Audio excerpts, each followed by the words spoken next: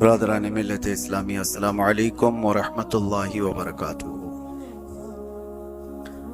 الحمدللہ الحنان المنان الذي خلق الانسان وعلمه البيان، والصلاة والسلام على رسوله سید الانس والجان وعلى آلہ واصحابہ ذوی الخیر والاحسان، اما بعد فاعوذ باللہ من الشیطان الرجیم، بسم اللہ الرحمن الرحیم۔ فقلت استغفروا ربکم انہ کان غفارا یرسل السماء علیکم مدرارا ویمددکم باموال وبنین ویجعل لکم جنات ویجعل لکم انہارا۔ صدق اللہ مولانا العظیم۔ بارگاہ رسالت معاب صلی اللہ علیہ وسلم میں درود پاک کا ہدیہ پیش کریں۔ اللہم صلی علی سیدنا محمد معدن الجود والکرم وآلہ واصحابہ الکرام وابنہ الکریم وبارک وسلم صلاة دائمة سرمدا ابدا۔ ہم اسلامی نئے سال میں داخل ہو چکے ہیں۔ محرم الحرام کی ابتدائی یہ گھڑیاں ہیں، لیکن ساتھ ہی ساتھ ہم ایک مصیبت کا سامنا کر رہے ہیں، خاص طور پر اہل ممبئی۔ ہر جگہ سے یہ بات ہمارے سامنے آ رہی ہے کہ بارش نہیں ہو رہی ہے۔ کافی سالوں سے یہ معمول دیکھنے کو آتا تھا کہ جون کے پہلے عشرے میں ممبئی میں موسلا دھار بارشیں ہو جاتی تھی۔ وقت بڑھتا چلا گیا ہے، اور بھی کئی علاقے ایسے ہیں جہاں سوکھا پڑ رہا ہے، بارش کی قلت ہے۔ تو آج میں آپ کو یہ بتانا چاہتا ہوں کہ بارش کے رکنے کے اور نہ آنے کے اسباب کیا ہیں۔ سائنٹیفک اعتبار سے لوگ الگ الگ اپنے نظریے بیان کرتے ہیں۔ ہوا میں نمی نہ ہو تو بارش نہیں آئے گی، فلاں ہو۔ ہم مخبر صادق رسول اکرم صلی اللہ علیہ وسلم کی زبان سے سنتے ہیں۔ ابن ماجہ کی حدیث ہے، عن عبداللہ ابن عمر رضی اللہ عنہ قال قال رسول اللہ صلی اللہ علیہ وسلم۔ حضور پاک صلی اللہ تعالی علیہ وسلم سے روایت کیا، حضرت عبداللہ ابن عمر نے فرماتے ہیں، لم يمنعوا اموال زکاتہم منع القطر من السماء الا منع القطر من السماء۔ حضور پاک صلی اللہ علیہ وسلم فرماتے ہیں کہ لوگ جب جب اپنے زکوٰۃ کا مال دبا کر کے رکھتے ہیں، ان سے بارش کو روک لیا جاتا ہے۔ حدیث ہے، وَلَوْلَا الْبَهَائِمُ لَمْ يُمْطَرُوا۔ اور حدیث میں حضور یہ بھی فرماتے ہیں اگر جانور نہ ہوتے زمین پر تو کبھی بارش ہی نہیں دی جاتی، پھر ان کو پانی ہی نہیں دیا جاتا۔ حضور پاک صلی اللہ تعالی علیہ وسلم فرماتے ہیں جب جب تم اپنا مال روکو گے اللہ بارش روک لے گا۔ اور ایک حدیث ہے دوسری جگہ پر، اللہ کے نبی صلی اللہ تعالی علیہ وسلم ارشاد فرماتے ہیں مجھے ڈر ہے اس بات کا کہ 5 چیزوں میں کسی ایک میں تم مبتلا نہ ہو جاؤ۔ حضور جس صحابی کو یہ نصیحت کر رہے ہیں، 5 چیزیں ایسی ہیں جس میں اگر تم مبتلا ہو گئے تو اللہ کا عذاب دیکھو گے اور بارشیں رک جائیں گی، بارش کو روک لیا جائے گا۔ پوچھا گیا یا رسول اللہ صلی اللہ علیہ وسلم وہ 5 چیزیں کیا ہیں؟ توجہ چاہتا ہوں میرے عزیز و غور سے۔ سب سے پہلی چیز میرے آقا صلی اللہ علیہ وسلم فرماتے ہیں کہ جب کھل کر کے اعلانیہ طور پر گناہ ہونے لگ جائیں، اوپنلی سب کچھ کیا جانے لگ جائے، تو یہ اللہ کے عذاب کو دعوت دینے والا پہلا عمل ہے۔ لوگ اپنی برائیوں کو چھپایا کرتے تھے، لیکن اس دور میں اپنی برائیوں کو ظاہر کرنے کا فیشن آ چکا ہے۔ جو کچھ کیا اس کو ریل بنایا اور سب میں نشر کیا۔ انٹرنیٹ کی دنیا پر آج دیکھیں بھرے ہوئے ہیں، نوجوانوں کی سب سے زیادہ مصروفیت آج کس کام میں ہے؟ ان کو ریلز بنانے ہیں، किन कामों के रील्स बनाने हैं? कोई फायदे के, कोई नफा के? नहीं, लड़कियां भी इसी में मसरूफ हैं, लड़के भी इसी में मसरूफ हैं। वो मुसलसल अपनी नंगेपन का, अपने अय्याशी का इजहार करना चाहते हैं ताकि पूरी कौम देखे। और यही तो बात मेरे आका सल्लल्लाहु अलैहि वसल्लम ने फरमाया, जब फहाशी एलानिया होने लग जाए, ओपनली होने लग जाए।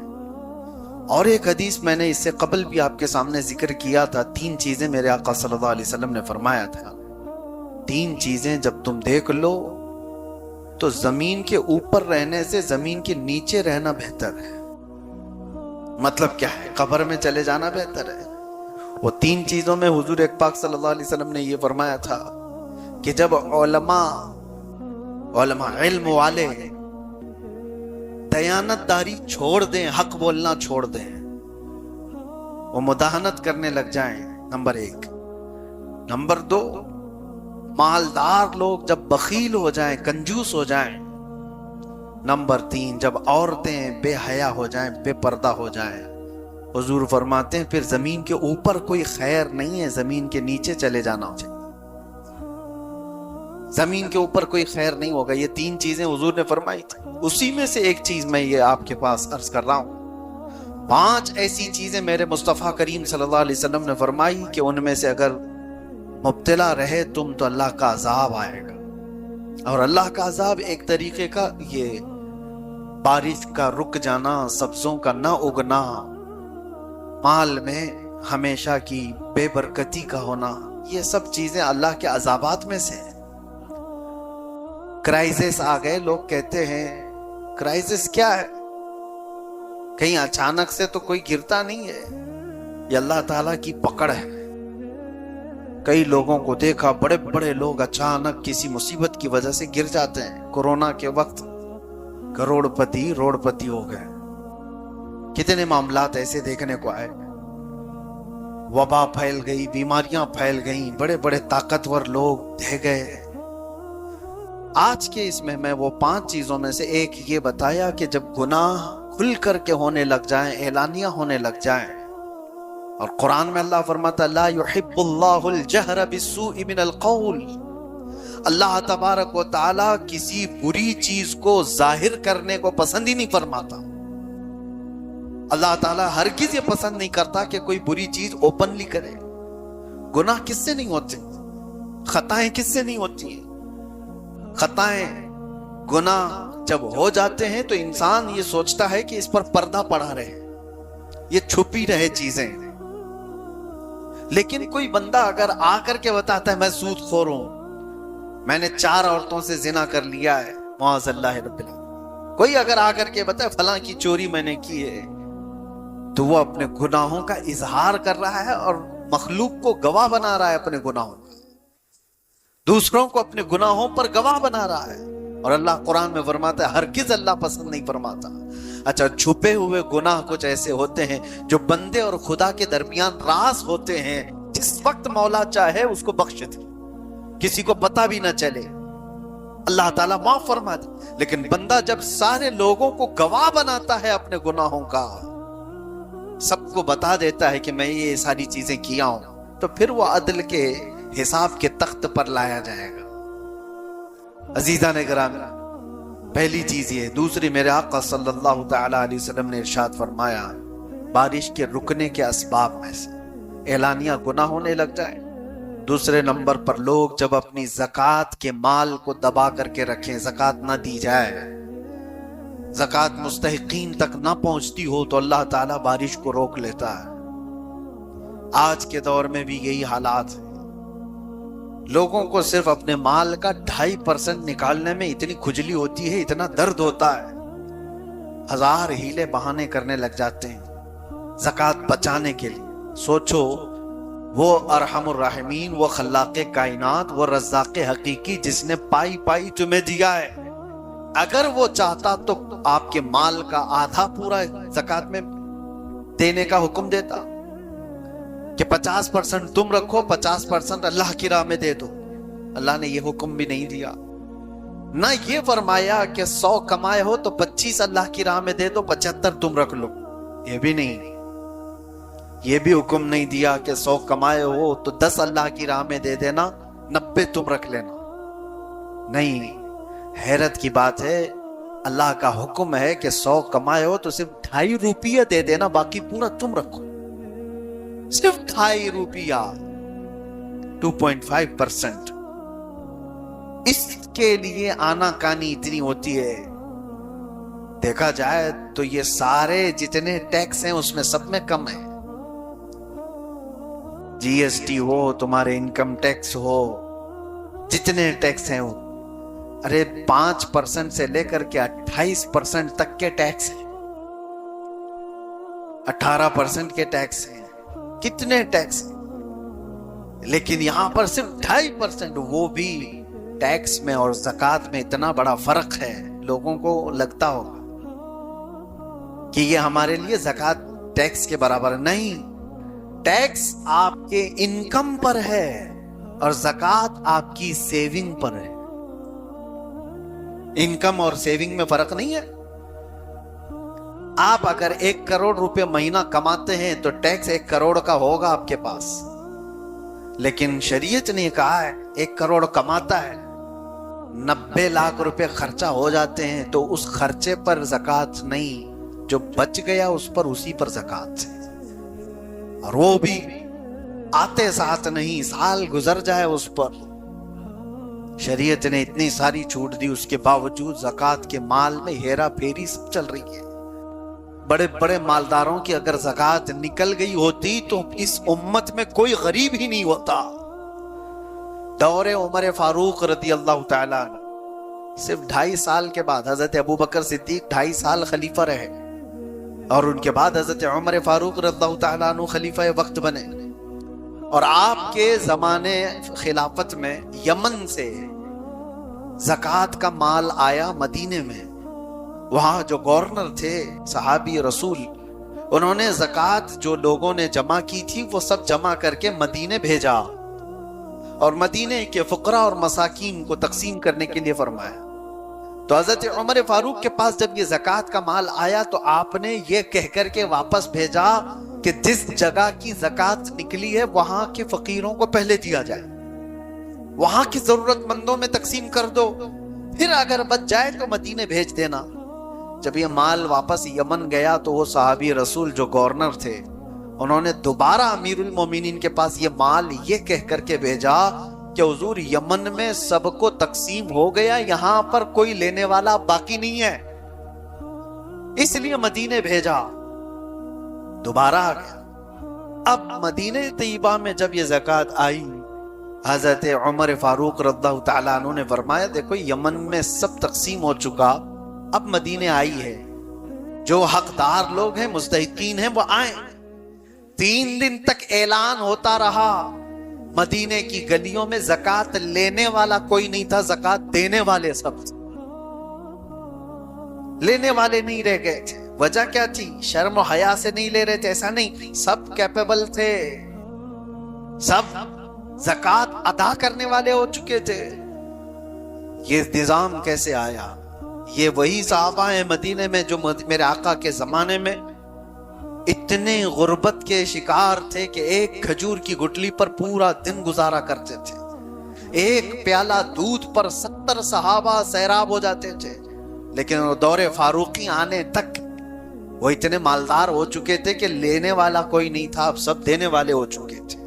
یہ زکوٰۃ کا نظام اسلام نے اس طرح بنایا تھا کہ غربت کو ختم کر کے سب کو برابری کا حق دیا جائے. آج مالداروں نے اپنا مال روک کر رکھا ہے، 1000 ہیلے بہانے ہیں اس میں زکوٰۃ نکالنے کے لیے، زکوٰۃ نہیں نکالتے.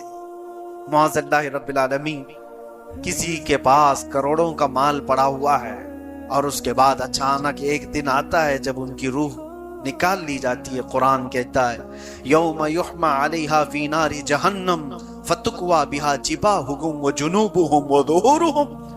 وہ دن آگ سے تپایا جائے گا، ان کی پیشانیوں کو داغا جائے گا، ان کے بازوؤں کو داغا جائے گا، ان کی پیٹھ کو آگ سے داغا جائے گا اور پوچھا جائے گا، اور پوچھتا ہے جس کو داغا جا رہا ہے یہ مجھے کیوں عذاب دیا جا رہا ہے؟ اللہ فرماتا ہے ھذا ما کنزتم لانفسکم یہ جو تم نے اپنے لیے خزانے جمع کیے تھے اس کا انجام ہے، فذوقوا ما کنتم تکنزون، اب چکھو جو کچھ تم نے جمع کر رکھا تھا۔ یہ جو زکوٰۃ دیے بغیر مال گھر پر رہا، حدیث پاک میں ہے اس مال کا ایک اژدھا بنا دیا جاتا ہے جو قبر میں ہمیشہ اس میت کے اوپر مسلط رہتا ہے قیامت آنے تک۔ اس مردے کے اوپر وہ طاری رہ جاتا ہے، وہ ہٹانا چاہتا ہے، اور وہ سانپ اس سے کہتا ہے کہ میں تیرا وہ محبوب مال ہوں جس کو تو کبھی الگ نہیں کرتا تھا، کبھی تو الگ ہونے نہیں دیتا تھا، میں ہمیشہ تیرے ساتھ رہوں گا قبر۔ عزیزان گرامی وقار، اللہ تبارک و تعالیٰ نے جو مال ہمیں دیا ہمارا اپنا کچھ نہیں ہے، اگر یہ ایک حادثہ ہو جائے تو سارا مال ختم ہو جائے۔ مال ہو تو ایسا، اللہ اکبر، اش اش کرتے ہم اس عثمان ابن عفان رضی اللہ تعالیٰ عنہ کا، جنہوں نے عطا کرتے کرتے اتنا دیا تھا کہ آج تک ان کے مال کو اللہ نے محفوظ رکھا، مدینے میں آج بھی ان کا اکاؤنٹ چلتا ہے۔ حضرت عثمان غنی رضی اللہ تعالیٰ عنہ کا کھاتا آج بھی چل رہا ہے مدینہ طیبہ۔ کچھ وہ مال ہیں جن کو اللہ تبارک و تعالیٰ محفوظ رکھا۔ تو سب سے بڑی چیز میرے آقا صلی اللہ تعالیٰ علیہ وسلم نے فرمائی، جب لوگ زکوٰۃ کا مال روک کر کے رکھ لیں تو اللہ تعالیٰ بارش کے قطرے روک لیتا ہے، بارش کے قطرے روک لیے جاتے ہیں۔ تیسری چیز مصطفیٰ کریم صلی اللہ تعالیٰ علیہ وسلم نے ارشاد فرمائی، جب لوگ امانتوں میں خیانت کرنے لگ جائیں، یہ بڑی بات ہے۔ اور ایک چیز حضور کرم صلی اللہ علیہ وسلم نے فرمایا، جب لوگ ناپ تول میں کمی کرنے لگ جائیں تو ان پر دو چیزیں مسلط کی جاتی ہیں، ناپ تول میں کمی کرنے والے، امانت میں خیانت کرنے والے۔ حضور فرماتے ہیں بارش بھی روک لی جاتی ہے اور ظالم حاکم کو ان کے اوپر بٹھا دیا جاتا ہے، اس کے ظلم کو سہتے رہیں گے۔ ظالم حاکم اگر تمہارے سروں پر بٹھا دیا گیا ہے تو تمہارے اعمال، یہ تمہارے خرد برد کی وجہ سے لوگوں میں ایک بڑی برائیاں یہ پھیلی ہوئی ہیں۔ ناپ تول میں کمی کرنے والوں پر ایک بہت بڑا عذاب آیا تھا، یہ حضرت شعیب علیہ السلام کی قوم کرتی تھی۔ قرآن پاک میں ہے، اللہ فرماتا وَلَا تَنْقُصُوا الْمِكْيَالَ وَالْمِيزَانَ، حضرت شعیب علیہ السلام کہتے تھے کہ ناپ تول میں ہرگز کمی نہ کرو، یہ اللہ کے عذاب کو دعوت دینے والی چیز ہے، لیکن وہ قوم مانتی نہیں تھی۔ پھر اللہ کا عذاب آیا، بہت بھیانک عذاب آیا، حضرت شعیب علیہ السلام کی قوم ہلاک و برباد ہو گئی۔ آج بھی اس امت میں اگر ایسے لوگ ہیں جو اس طرح کے ہیلے بہانے کر کے خرد برد کر کے تھوڑا سا بچانا چاہتے ہیں، دودھ میں پانی ملانے والے، اشیاء خوردنی میں، کھانے پینے کی چیزوں میں ملاوٹ کرنے والے، تولنے والی چیز میں کانٹے کے ساتھ دھوکہ کرنے والے، کچھ ایسے لوگ بھی میرے پاس آئے تھے جنہوں نے کہا کہ ہمارا کام ہے یہ جو وزن کرنے والا کانٹا بنانا، لیکن ان سے کہتے کئی دکانوں والے ہیں، بڑے بڑے لوگ ہیں، وہ ہمیں صرف آفر یہ دیتے ہیں کہ اتنے پیسے دے دوں گا، کانٹے میں یہ کر کے دے دو۔ اب تو ڈیجیٹل آ گیا، پہلے پتھر رکھے جاتے تھے، کہا کہ مشین میں یہ کر کے دے دو، 800 گرام کا ہی ہونا چاہیے مال، لیکن دکھانا چاہیے 1 کلو کا۔ تو یہ جو کلاکار لوگ ہیں، پیسے لے کر کے کرنے والا کر دیتا ہے، لیکن جو ضمیر نہیں بیچتا وہ منع کر دیتا ہے۔ میرے عزیزو، آج کے دور میں بھی یہ سب چیزیں موجود ہیں، چھوٹی چھوٹی چیزوں میں خیانت کرنے والے۔ اسی لیے میرے آقا صلی اللہ تعالیٰ علیہ وسلم فرماتے ہیں مومن ہر برائی کر سکتا ہے لیکن جھوٹا اور خیانت دار نہیں ہو سکتا۔ جھوٹ اور خیانت مومن کے لیے ہے ہی نہیں، خیانت کرنا۔ اور اکثر تو آج لوگوں کا حال یہ ہو گیا خیانت داری، اکثر جس کے پاس بھی کچھ مال رکھا جائے اس سے واپس آنے کی امید ہی ختم ہو جاتی ہے۔ اسی لیے کوئی ایک دوسرے کو قرض حسن دیتا نہیں آج۔ لون کی بلا میں مبتلا کیوں ہیں سارے لوگ؟ کیوں ہیں؟ لون کیوں لینا پڑ جاتا ہے؟ وجہ یہ ہے کہ آپس میں کوئی قرض حسن دینے والا نہیں رہ گیا کہ 10 لاکھ روپے میں تجھے دیتا ہوں، 10 لاکھ روپے 6 مہینے کے بعد، سال بھر کے بعد واپس لوٹا دینا۔ مالداروں کے پاس پیسے رکھے ہوئے ہیں لیکن وہ دینا نہیں چاہتے. وجہ کیا ہے؟ امانت داری نہیں ہے. لے لیا تو یہ تو غائب ہی ہو جائے گا. لینے سے پہلے لہجہ اور لینے کے بعد اس کا لہجہ کچھ اور. پیسے لینے والوں کا لہجہ دیکھو، آپ گڑ گڑاتے ہیں، اپنی ضروریات بتاتے ہیں. دے دیا اس کو، پھر مہینے کے بعد اس کو فون کرو، بولے ٹائم نہیں ہے ابھی، بعد میں ملتا ہوں نا، میں کیا بھاگ کے جا رہا ہوں. یہ ساری عادتیں جو خصلتیں آئی، یہ خیانت داری ہے. دور فاروق اعظم رضی اللہ تعالیٰ عنہ میں ایک بات ملتی ہے. مدینے کا ایک شخص، اس کے اوپر کسی کا قرضہ باقی تھا. کسی کا قرضہ مدینے میں ایک صحابی نے آ کر مقدمہ کر دیا. حضرت عمر سے کہا یہ شخص اجنبی ہے مدینے میں، میرا قرضہ لیا وہ دیتا نہیں. حضرت عمر نے کہا کہ تو ان کا قرضہ کب واپس کر رہا ہے؟ کہا حضور مجھے 2 دن کا وقت دے دیں، میں واپس کر دوں، لیکن مجھے مدینے سے باہر میرے وطن جانے کی اجازت دی جائے، میرے گاؤں جا کے آؤں. حضرت عمر نے کہا تو بھاگ جائے گا؟ کوئی ہے یہاں پر جو تیری ضمانت لے لے تو میں تجھے چھوڑ دوں. اس نے کہا مجھے یہاں کوئی جاننے والے لوگ ہیں نہیں، لیکن اگر کوئی میری ضمانت لیتا ہے تو میں جھوٹا نہیں ہوں. حضرت عمر نے کہا عدالت جو ہے وہ جملوں پر نہیں چلے گی، ایویڈنس چاہیے نا، کوئی ضامن بھی چاہیے. جج سے اگر آپ کہہ دو میں تھوڑی نہ بھاگ رہا ہوں، جج یہ نہیں کہے گا کہ تو نہیں بھاگ رہا ہے یا بھاگ رہا ہے، یہ تیرا مسئلہ ہے، کوئی ضامن لا کے دے دے، پیپر لا کر کے دے دے پراپرٹی کے. حضرت عمر نے کہا کوئی ضامن ہے؟ کوئی نہیں تھا. کون اٹھتا ہے انجان آدمی کہ آپ ضمانت دیں گے آج؟ لیکن حضرت ابو درداء ایک صحابی وہ کھڑے ہو گئے، کہا امیر المومنین میں اس کی ضمانت لیتا ہوں. آپ پہچانتے ہو؟ کہا نہیں پہچانتا، لیکن 2 دن کے بعد وہ آ جائے گا پیسہ لے کر کے. حضرت عمر نے کہا اگر وہ نہیں لے کر کے آئے گا تو تم کو پکڑا جائے گا، پیسہ بھی دینا ہوگا اور اندر بھی جاؤ گے. حضرت ابو درداء نے کہا منظور ہے. اس شخص سے کہا گیا کہ جاؤ تو لے کر کے آ جا. وہ گیا، 1 دن 2 دن، شام ہو رہی تھی، آیا نہیں. حضرت عمر نے ابو درداء کو بلایا، آ جاؤ. وہ تو آیا نہیں جس کی تم ضمانت لیے تھے. اور وہ صحابی بھی آ گئے جن کا قرضہ باقی تھا. تو اتنے ہی میں مغرب سے پہلے وہ ہانپتا کانپتا دوڑتا ہوا وہ بندہ آ گیا، عدالت میں آیا اور کہا کہ حضور ان کے جو پیسے باقی تھے میں لے کر کے آ گیا، انتظام کر رہا ہوں. اتنا کرنا تھا کہ وہ صحابی رسول جن کا قرضہ باقی تھا وہ کھڑے ہو گئے، کہا امیر المومنین اللہ کی عزت کی قسم میں آپ کے سامنے گواہی دیتا ہوں کہ اس بندے کا قرضہ میں نے معاف کر دیا، مجھے واپس نہیں چاہیے، میں نے معاف کر دیا. اب سنیے، انہوں نے قرضہ معاف کر دیا. اب حضرت عمر نے ان تینوں سے ایک سوال کیا.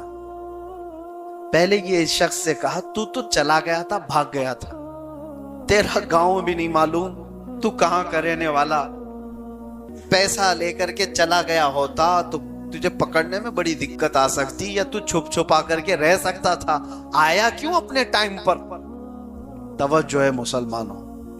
وہ شخص کہتا ہے امیر المومنین میں چاہتا تو بھاگ کر چلا جاتا، لیکن واپس اپنے وعدے کے مطابق اس لیے آ گیا کہ بعد کو کوئی آنے والا یہ نہ کہہ دے کہ محمد کے غلام دھوکے باز ہوتے، میرے نبی صلی اللہ علیہ وسلم تک کوئی کہہ نہ دے کہ ان کے غلاموں میں وعدہ خلافی ہے، اس لیے میں واپس آ گیا، وعدہ کیا تھا تو پورا کر دے.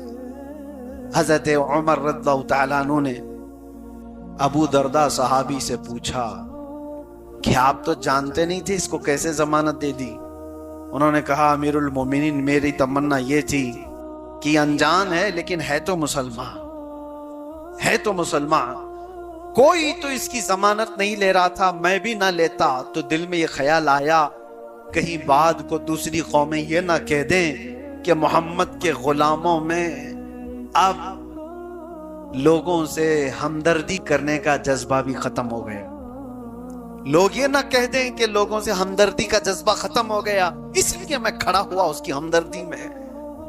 اور وہ قرض خواہ صحابی سے پوچھا آپ نے ابھی کیوں معاف کر دیا، پہلے تو معاف کر سکتے تھے؟ انہوں نے کہا پہلے اس کے بارے میں اتنا نہیں معلوم تھا، لیکن اپنے وعدے کے مطابق برابر آ جانے والا شخص میرے نبی کا سچا غلام۔ میں نے اپنا قرضہ اس لیے معاف کر دیا کہ لوگ کل کو یہ نہ کہیں کہ محمد عربی کے غلاموں میں معاف کرنے کا جذبہ ختم ہو گیا۔ تینوں کا ایک ہی مشن تھا کہ حضور پر کوئی انگلی نہ اٹھائے۔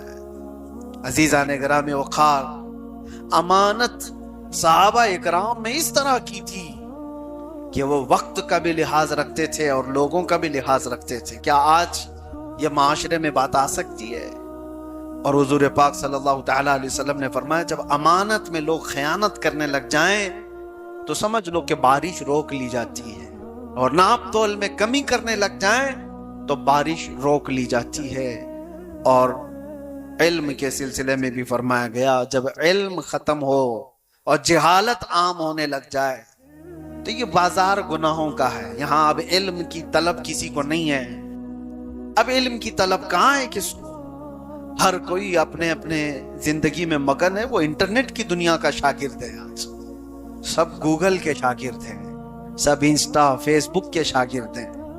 ہاتھوں میں اللہ کی کتاب کب آئی تھی پتہ ہی نہیں، حدیث رسول کب پڑھاتا یہ پتہ ہی نہیں ہے۔ جو کچھ بھی آج ڈیپینڈنٹ ہیں وہ صرف موبائل پر ہیں، انٹرنیٹ کی دنیا پر۔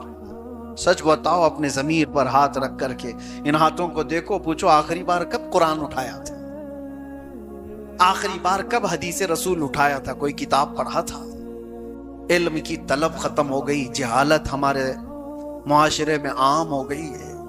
عزیزان گرامی وقار، یہ سارے وہ اسباب ہیں جس کی وجہ سے بارشیں روک لی جاتی ہیں۔ میں نے سورہ نوح کی آیت تلاوت کی تھی، علاج بھی تو سنتے جائے۔ یہ تو اسباب ہیں، علاج کیا ہے؟ سیدنا نوح علیہ السلام فرماتے ہیں فَقُلْتُ اسْتَغْفِرُوا رَبَّكُمْ إِنَّهُ كَانَ غَفَّارًا۔ لوگوں سے آپ نے فرمایا کہ یہ سارے اسباب اگرچہ ہیں گناہ وغیرہ سارے جو اللہ کے عذاب کو دعوت دیتے ہیں، اگر یہ چیزیں ختم کرنا ہے تو اپنے رب کی بارگاہ میں جلدی سے استغفار کرو۔ استغفر اللہ ربی من کل ذنب واتوب الیہ۔ یہ ایک شخص حضرت حسن بصری کے پاس آیا، کہا کہ بارش نہیں ہے، قحط پڑ گیا ہے۔ آپ نے فرمایا استغفار کرو۔ اور پھر ایک شخص آیا، اس نے کہا میری اولاد نہیں ہے۔ آپ نے کہا استغفار کرو، اللہ بیٹے دے دے۔ پھر ایک شخص آیا، اس نے کہا میرے باغیچے ہیں اور وہ سب سوکھنے پر آ گئے ہیں۔ آپ نے کہا استغفار کرو۔ لوگوں نے پوچھا تین الگ الگ لوگ آئے، اب تینوں کو استغفار کرنے کا ہی فرما رہے ہیں۔ آپ نے یہی آیت پڑھی جو سورہ نوح کی میں نے پڑھی ہے۔ فرماتے اللہ فرماتا ہے استغفروا ربکم انہ کان غفارا، اپنے رب سے استغفار کرو، بے شک وہ غفار ہے۔ اور جب کوئی استغفار کرتا ہے تو اللہ کیا کرتا ہے؟ یرسل السماء علیکم مدرارا، خوب چھما چھم ان پر بارشیں برساتا ہے۔ وَيُمْدِدْكُمْ بِأَمْوَالٍ وَبَنِينَ، اور ان کو بڑے مال سے اور ان کو اولاد سے اللہ مدد فرماتا ہے۔ تیسری چیز وَيَجْعَلْ لَكُمْ جَنَّاتٍ وَيَجْعَلْ لَكُمْ أَنْهَارًا، اللہ ان کو ہرے بھرے باغیچے دیتا ہے اور خوبصورت میں بہتی ہوئی نہریں عطا کرتا ہے۔ جب کوئی استغفار کرتا ہے تو یہ تین چیزیں فرمائی گئی۔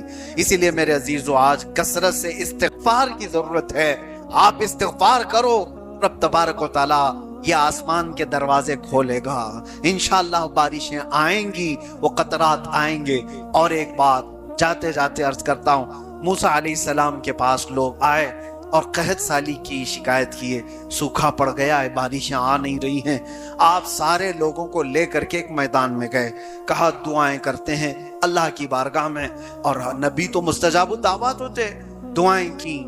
جیسی حضرت موسیٰ علیہ السلام دعا کر کے نکلے، آپ تو مستجاب الدعوات تھے، لیکن ہوا یہ کہ آسمان اور کھل گیا، سورج اور تیز گرمی برسانے لگا، بارش کے کوئی امکان ہی نہیں، سورج اور گرم ہو گیا، تپتی ہوئی گرمی آ گئی۔ موسیٰ علیہ السلام کو خوف ہوا، عرض کرنے لگے رب العالمین کیا میری وجاہت تیرے دربار میں کم ہو گئی؟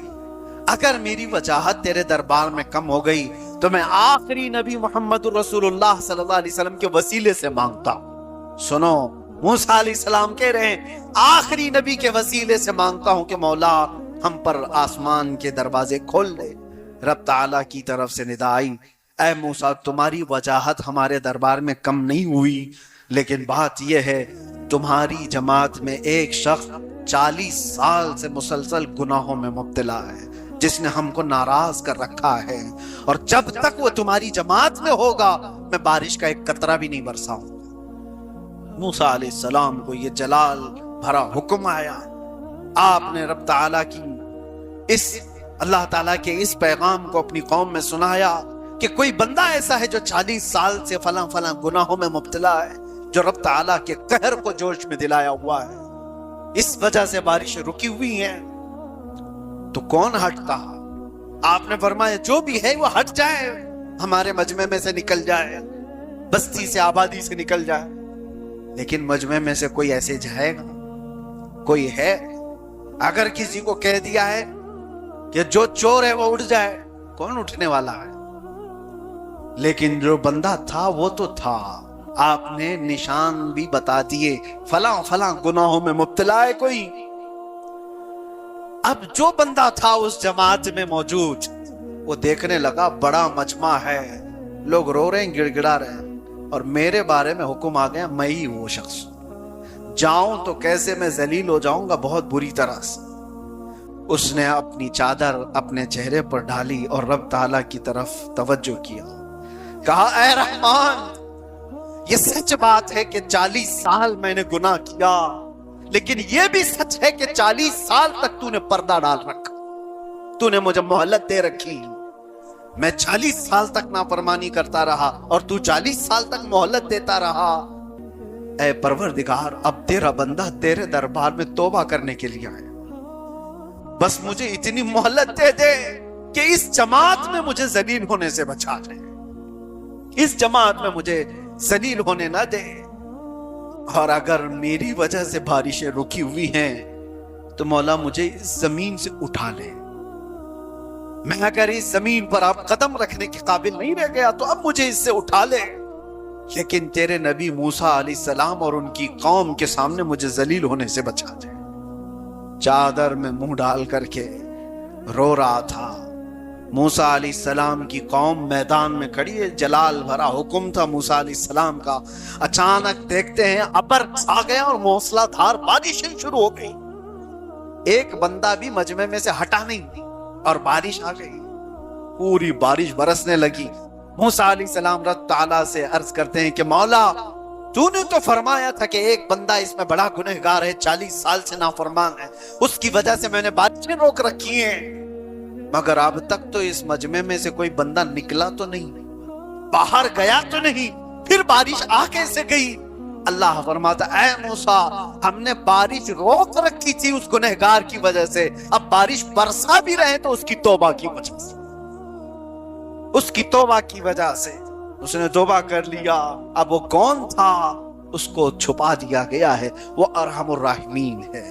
عزیزو آؤ، قرآن کہتا ہے وَتُوبُوا إِلَى اللَّهِ جَمِيعًا أَيُّهَا الْمُؤْمِنُونَ لَعَلَّكُمْ تُفْلِحُونَ، سب کے سب تم مل کر کے اللہ کی بارگاہ میں توبہ کرو اے ایمان والو، ان قریب اللہ تمہیں کامیاب کر دے گا۔ اس لیے استغفار زیادہ سے زیادہ کرو۔ آج کا دن یہ جمعہ کا ہے، اور ہمارے محرم الحرام کی ابتدا کے بعد اسلامی نئے سال کا یہ پہلا جمعہ ہے۔ اس جمعہ کو کثرت سے استغفار کرو، استغفار کرو، اور انشاءاللہ العزیز استغفار کی برکتیں آپ دیکھیں گی، آسمان ابر آلود ہوگا، اور انشاءاللہ میرا رحمان ہم سب کو اپنے قطرات بارش سے سیراب بھی فرمائے گا۔ استغفر اللہ ربی من کل ذنب واتوب الیہ، استغفر اللہ ربی من کل ذنب واتوب الیہ، استغفر اللہ ربی من کل ذنب واتوب الیہ۔